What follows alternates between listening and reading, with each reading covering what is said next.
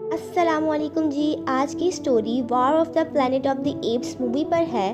Channel पर नए हैं जी तो चैनल को सब्सक्राइब कर लें। चलें स्टार्ट करते हैं। इस मूवी के पहले पार्ट में जहां कुबा ने इंसानों के खिलाफ जंग की थी, अब इस बात को 2 साल गुजर चुके होते हैं और हमें स्टार्टिंग में कुछ आर्मी सोल्जर्स दिखाई देते हैं जो कि वानरों को मारने के लिए आए होते हैं। जैसे ही ये लोग कुछ वानरों का झुंड देखते हैं तो उन पर अटैक करने के लिए पोजीशन ले लेते हैं। उन वानरों की बदकिस्मती ये भी होती है कि इन सोल्जर्स के साथ वो वानर भी शामिल होते हैं जो कि कुबा के साथी होते हैं।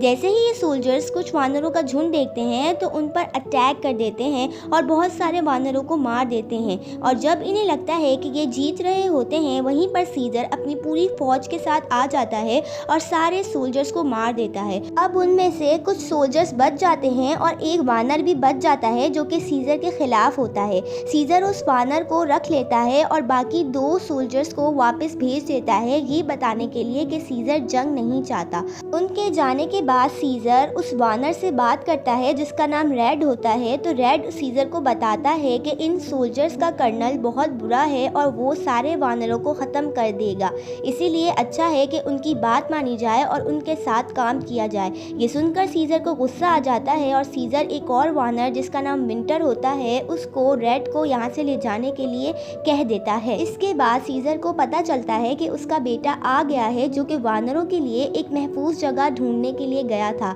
ये सुनकर सीजर बहुत खुश होता है और फिर उन दोनों से पूछता है कि उन्होंने कैसी जगह ढूंढी है। उसके बाद सीजर का बेटा ब्लू आइस उसको बताता है कि मैंने एक बहुत ही खूबसूरत और महफूज जगह ढूंढ ली है, पर वो यहाँ से बहुत दूर है। सीजर सबसे कहता है कि वो जगह दूर है, इसीलिए हम पूरी तैयारी के साथ यहाँ से कल सुबह निकलेंगे। इसके बाद इसी रात कर्नल अपने साथियों के साथ सीजर के घर पर हमला करने के लिए आ जाता है। ब्लू आइस को सीजर समझ के मार देता है, साथ ही साथ ब्लू आइस की माँ को भी मार देता है। ये देखकर सीजर की दुनिया जैसे कि उजड़ ही गई हो। सीजर को ये देखकर बहुत गुस्सा आता है। इसके बाद सीजर को पता चलता है कि ये उसी के वानरों में से एक वानर विंटर की साजिश थी जिसने कर्नल को बताया था कि इनका ठिकाना कहाँ है और जिसकी वजह से कर्नल ने इनके ऊपर हमला कर दिया। ये सुनकर सीजर को बहुत गुस्सा भी आता है और अफसोस भी होता है और सीजर वानरों की हिफाजत के लिए उस जगह पर जाने का फैसला करता है जो कि उसके बेटे ने ढूंढी थी। और सारे वानर बिना किसी तैयारी के उस लंबे सफर पर निकल जाते हैं और सीजर अपने छोटे बेटे को उस झुंड के हवाले कर उस कर्नल से बदला लेने के लिए निकल जाता है। सीजर को अकेला जाते हुए देखकर सीजर के 3 बेहतरीन साथी भी उसके साथ जाने का फैसला करते हैं। सीजर को नहीं पता था कि उस कर्नल का ठिकाना कहाँ है, लेकिन फिर भी वो उस सफर पर निकल पड़ता है। रास्ते में सीजर को एक घर दिखाई देता है जहां पर एक सोल्जर उसे नजर आता है। वो सोल्जर जैसे ही सीजर को गोली मारने लगता है, सीजर उस सोल्जर को उससे पहले ही मार देता है। सीजर उसके साथी उस घर में जाते हैं और सारे जरूरत का सामान ले लेते हैं, लेकिन फिर उस घर में उन्हें एक बच्ची नजर आती है जिसका नाम नोवा होता है। सीजर का एक दोस्त उससे कहता है कि वो उस बच्ची को अपने साथ ले जाना चाहता है क्योंकि वो उस बच्ची को वहाँ पर अकेला मरने के लिए नहीं छोड़ सकता। ये बात सुनकर सीजर उस बच्ची को भी अपने साथ ले जाता है। इसके बाद जाते हुए सीजर को उस कर्नल के सोल्जर्स का ठिकाना नजर आता है जहां पे वही वानर विंटर काम कर रहा होता है। सीजर चुपके से विंटर के पास जाता है और कर्नल का पूछता है तो विंटर उसे बताता है कि कर्नल अभी अभी यहां से गया है। ये कहने के बाद विंटर मदद के लिए सोल्जर्स को बुलाता है, लेकिन वहीं पर सीजर उसका काम तमाम कर देता है और वहां से निकल जाता है। वहाँ से जाते हुए सीजर को 3 लाशें दिखती हैं जो कि कर्नल के सिपाहियों की होती हैं। सीजर को समझ नहीं आता कि कर्नल ने अपने ही लोगों को क्यों मार दिया है। इसके बाद अचानक से कोई आकर सीजर के घोड़ों में से एक घोड़ा ले जाता है। सीजर उसका पीछा करते हुए एक जगह पहुँचता है और पता चलता है कि वो और कोई नहीं बल्कि खुद एक वानर है। वो उस सीजर को अपना नाम बैड एब बताता है और कहता है कि मुझे उस कर्नल का ठिकाना पता है, मैं तुम्हें वहाँ तक ले जा सकता हूँ। ये कहने के बाद सीजर अपने साथियों के साथ और बैड एब की मदद से कर्नल के ठिकाने पर जा रहा होता है, लेकिन रास्ते में उन पर हमला हो जाता है और वहीं पर सीजर का एक दोस्त मारा जाता है। उसके बाद सीजर अपने बाकी दोस्तों को भी जाने के लिए कहता है क्योंकि सीजर को लगता है कि उसका दोस्त सिर्फ उसकी वजह से मरा है। उसके बाद सीजर अकेला ही वहां पर आगे बढ़ता है तो वो देखता है कि शदीद बर्फ में कुछ वानर लकड़ी के साथ बंधे हुए हैं।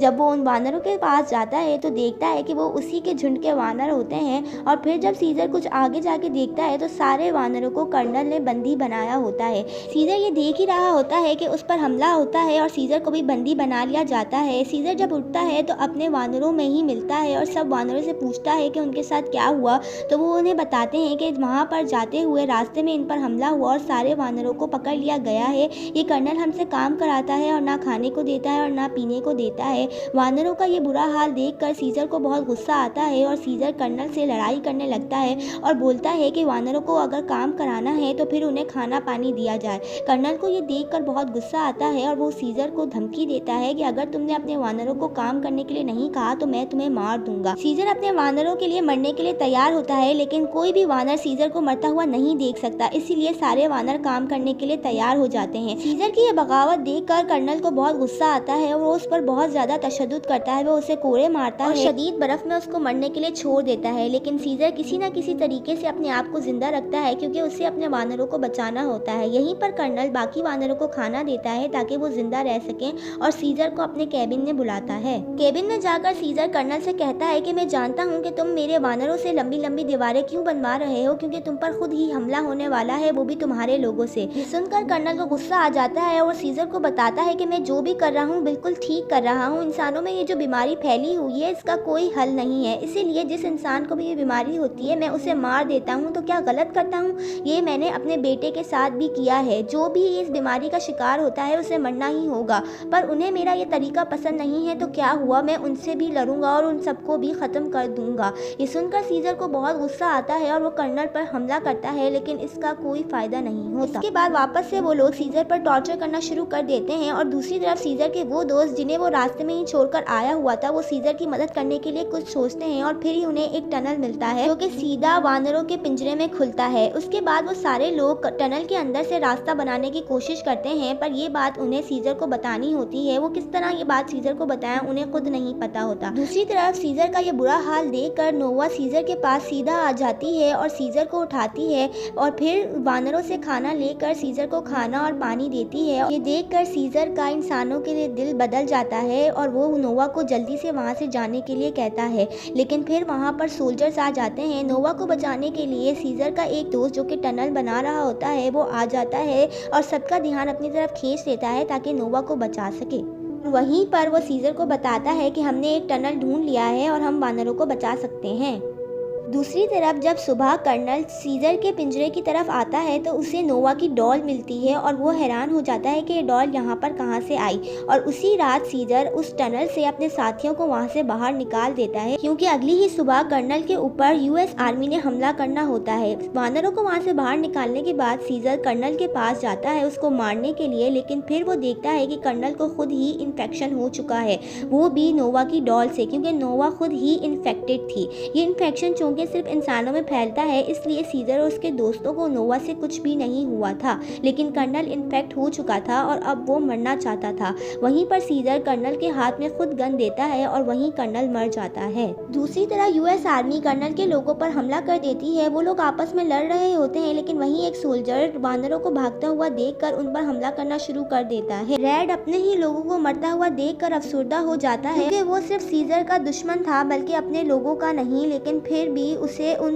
मिलिट्री ऑफिसर्स की मदद करनी होती है। वहीं पर सीजर उन मिलिट्री ऑफिसर्स को उड़ाने के लिए एक बम लेकर आता है, लेकिन फिर एक हमले की वजह से वो गिर जाता है। रेड आई ये देखकर फौरन उस हमले को रोकता है और वहीं पर वो सोल्जर रेड आई को भी मार देता है। सीजर फौरन से मौका देखते हुए उन सारे सोल्जर्स को बम की मदद से उड़ा देता है, लेकिन उस इतने बड़े बम की वजह से बर्फ पिघल जाती है और बर्फीला तूफान आ जाता है, जिसकी वजह से सारी यूएस मिलिट्री खत्म हो जाती है। लेकिन सीजर और उसके दोस्त दरख्त पर चढ़कर अपनी जान बचा लेते हैं और उसके बाद सीजर अपने झुंड के साथ उसी जगह पर जाता है जो कि उसके बेटे ने ढूंढी होती है। वो सारे चिंपैंजीज बहुत खुश होते हैं क्योंकि उन्हें एक नया घर मिल चुका होता है, लेकिन फिर सीजर का दोस्त देखता है कि सीजर जख्मी है और वो जख्म सीजर की जान ले सकता है। देखकर सीजर का दोस्त उससे कहता है कि मैं तुम्हारे बेटे को ज़रूर बताऊंगा कि उसका बाप कितना बहादुर था और उसने वानरों के लिए क्या क्या किया। ये सुनकर सीजर वहीं पर अपना दम तोड़ देता है और यहीं पर इस मूवी का एंड होता है। अगर आपको इस मूवी का पार्ट 2 देखना है यानी down of the planet of the apps देखनी है तो वो भी हमारे चैनल पर अवेलेबल है, लिंक एंड में दे दूंगी। अगर आपको वीडियो अच्छी लगी हो तो चैनल को सब्सक्राइब कर दें,